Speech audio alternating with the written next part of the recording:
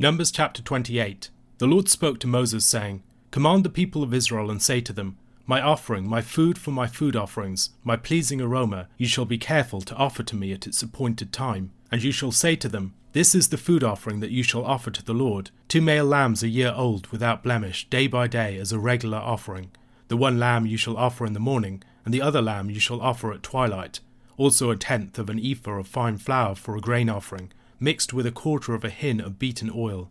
It is a regular burnt offering, which was ordained at Mount Sinai for a pleasing aroma, a food offering to the Lord. Its drink offering shall be 1/4 of a hin for each lamb. In the holy place you shall pour out a drink offering of strong drink to the Lord. The other lamb you shall offer at twilight, like the grain offering of the morning, and like its drink offering, you shall offer it as a food offering, with a pleasing aroma to the Lord. On the Sabbath day 2 male lambs a year old without blemish, and 2/10 of an ephah of fine flour for a grain offering, mixed with oil, and its drink offering. This is the burnt offering of every Sabbath, besides the regular burnt offering and its drink offering. At the beginnings of your months you shall offer a burnt offering to the Lord, 2 bulls from the herd, 1 ram, 7 male lambs a year old without blemish. Also 3/10 of an ephah of fine flour for a grain offering, mixed with oil for each bull, and 2/10 of fine flour for a grain offering mixed with oil for the 1 ram, and 1/10 of fine flour mixed with oil as a grain offering for every lamb, for a burnt offering with a pleasing aroma, a food offering to the Lord. Their drink offering shall be 1/2 a hin of wine for a bull, 1/3 of a hin for a ram, and 1/4 of a hin for a lamb. This is the burnt offering of each month throughout the months of the year. Also 1 male goat for a sin offering to the Lord. It shall be offered besides the regular burnt offering and its drink offering. On the 14th day of the first month is the Lord's Passover, and on the 15th day of this month is a feast. 7 days shall unleavened bread be eaten. On the first day there shall be a holy convocation. You shall not do any ordinary work, but offer a food offering, a burnt offering to the Lord, 2 bulls from the herd, 1 ram, and 7 male lambs a year old. See that they are without blemish. Also their grain offerings of fine flour mixed with oil, 3/10 of an ephah shall you offer for a bull, and 2/10 for a ram. 1/10 you shall offer for each of the 7 lambs. Also 1 male goat for a sin offering to make atonement for you. You shall offer these besides the burnt offering of the morning, which is for a regular burnt offering. In the same way you shall offer daily for 7 days the food of a food offering, with a pleasing aroma to the Lord. It shall be offered besides the regular burnt offering and its drink offering. And on the 7th day you shall have a holy convocation. You shall not do any ordinary work. On the day of the firstfruits, when you offer a grain offering of new grain to the Lord at your Feast of Weeks, you shall have a holy convocation. You shall not do any ordinary work, but offer a burnt offering with a pleasing aroma to the Lord, 2 bulls from the herd, 1 ram, 7 male lambs a year old. Also their grain offering of fine flour mixed with oil, 3/10 of an ephah for each bull, 2/10 for 1 ram, 1/10 for each of the 7 lambs, with 1 male goat to make atonement for you. Besides the regular burnt offering and its grain offering, you shall offer them and their drink offering. See that they are without blemish. Israel's worship involved a variety of kinds of sacrifice, and in Numbers chapter 28 and 29, Israel is given instructions concerning appropriate sacrifices for various parts of the year. The most basic sacrifices in Israel's life were the daily sacrifices in the morning and in the evening. There were extra sacrifices added to these every Sabbath. On the first day of every month there were further sacrifices still. The first day of the 7th month, the principal festal month, on the Feast of Trumpets, had further additional sacrifices appointed. The sacrifices, as Gordon Wenham observes, were cumulative. Every single day would have the regular daily sacrifices. The Sabbath would involve extra sacrifices on top of the daily sacrifices, and then yet further sacrifices would be added for the festal days. Besides these daily, weekly, and monthly rhythms of sacrifice, there were sacrifices related to the celebrations of the festal calendar: Passover and the Feast of Unleavened Bread, the Feast of Weeks, the Feast of Trumpets, the Day of Atonement, and the Feast of Booths. The daily, weekly, and monthly rhythms of sacrifice were foundational for the public worship of the tabernacle.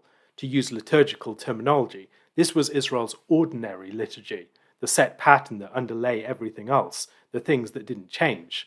The public festal sacrifices elaborated this underlying rhythm of worship.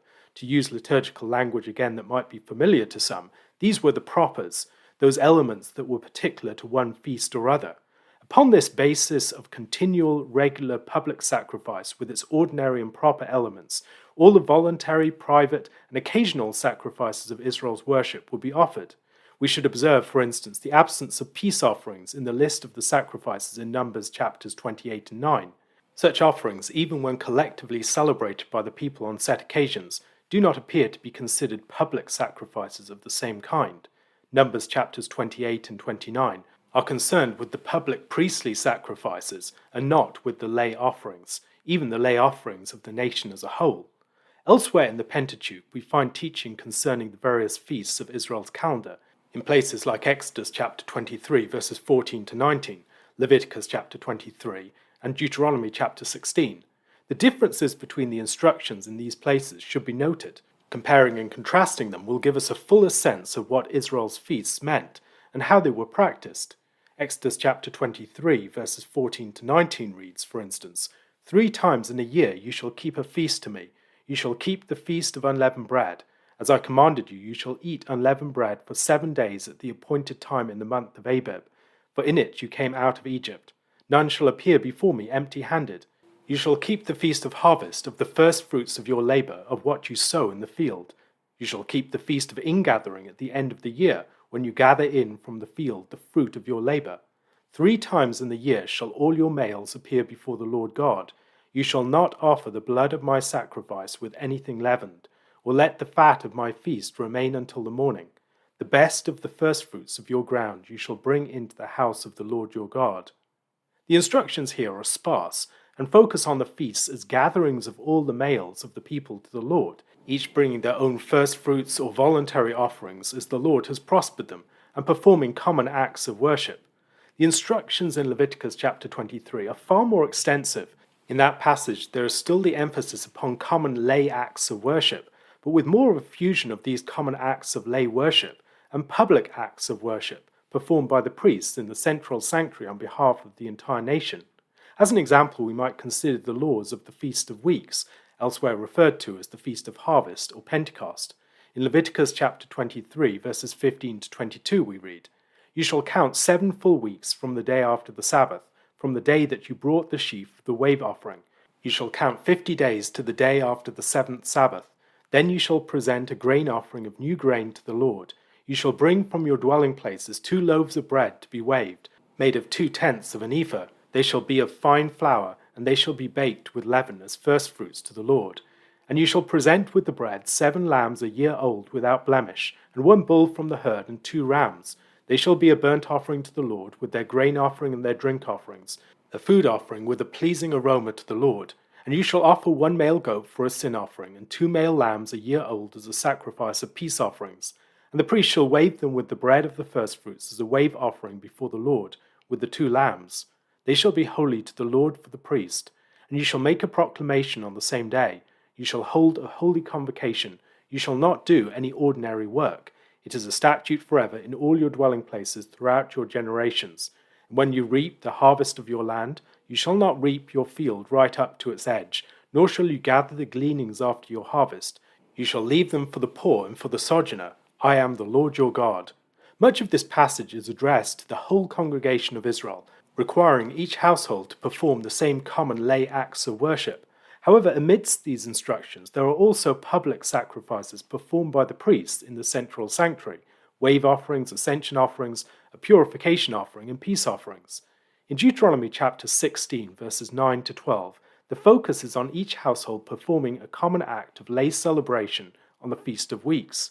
You shall count 7 weeks. Begin to count the 7 weeks from the time the sickle is first put to the standing grain. Then you shall keep the Feast of Weeks to the Lord your God with the tribute of a freewill offering from your hand, which you shall give as the Lord your God blesses you. And you shall rejoice before the Lord your God, you and your son and your daughter, your male servant and your female servant, the Levite who is within your towns, the sojourner, the fatherless, and the widow who are among you, at the place that the Lord your God will choose, to make his name dwell there. You shall remember that you were a slave in Egypt, and you shall be careful to observe these statutes. Deuteronomy says nothing about what occurs at the central sanctuary here, besides the fact that the people are to gather to the place where the Lord chooses to make his name dwell. The focus is entirely upon the lay worship of each household. The people are expected to bring free will offerings, but the ascension, purification, and peace offerings that are central to the celebration in Leviticus are not mentioned at all. The focus of Numbers chapters 28 to 29 stands at the other extreme to that of Deuteronomy.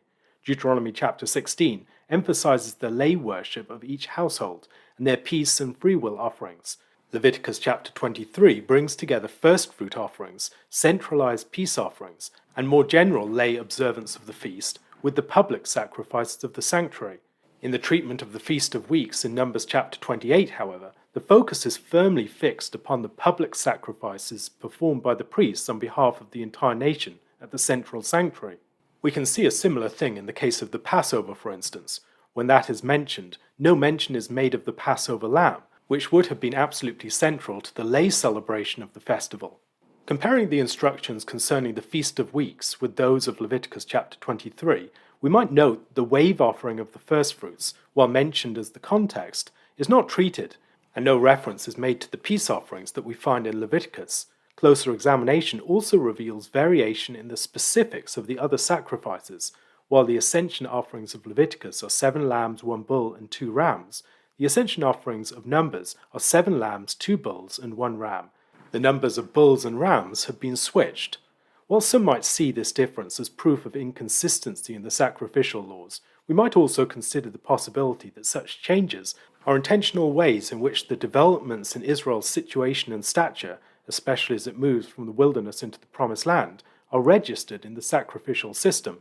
The sacrifices in Numbers chapters 28 and 29 are listed in order of their frequency and then in order of their occurrence within the festal calendar. The daily sacrifices come first, then the Sabbath sacrifices, then those for the first of the month, then those for the various feasts, unleavened bread, Pentecost, the Feast of Trumpets, the Day of Atonement, and then for the Feast of Tabernacles. The lamb was the most common sacrifice. One would be offered every single morning and every single evening, with an extra 2 being offered on the Sabbath. The feast days usually involved the sacrifice of 7 lambs, with 14 lambs being offered on each of the days of the Feast of Tabernacles. Scholars speculate about the reason for the placing of these chapters at this point in the book of Numbers. Daniel Olson suggests that we see these in some way as parallel to the chapters with which the book of Numbers begin, which create a spatial order within the camp of Israel. These chapters are concerned with creating a temporal order, as Israel's year would be structured according to the regular patterns of offerings. He writes, "Behind the sacrifices and appointed times of Numbers chapters 28 and 29 stands the story of God's creation of the world in Genesis chapter 1. The story of creation in Genesis is a story of God's dividing and ordering the cosmos into day and night, into a week of 6 days of profane work and a 7th day of holy Sabbath rest, and into an ongoing cycle of months and seasons within a year marked by the sun and the moon.